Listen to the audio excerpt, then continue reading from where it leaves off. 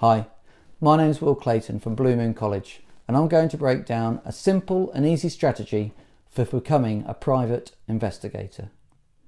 First, there are the tools. I explain what you need to use as a PI, where to source them and buy them with a startup budget.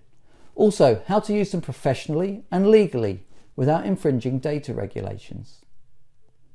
Then there are the legals. Licensing. Get ready for it, get qualified. Make sure that you have terms of business that protect you, even if you should get something wrong. We provide you with terms and conditions of business and everything else you need to get started. These will save you thousands of pounds and weeks of time, but we can give them to you literally within minutes. And of course, you need customers. We can help you understand where to find them, how to market to them, and how to spot a time waster. And, more importantly, how to make sure you get paid on time every time with minimal fuss. I've put together a comprehensive 3-chapter guide for everything you need to know. Please take some time to go through it and watch the series of videos that we've created to answer any more questions you might have.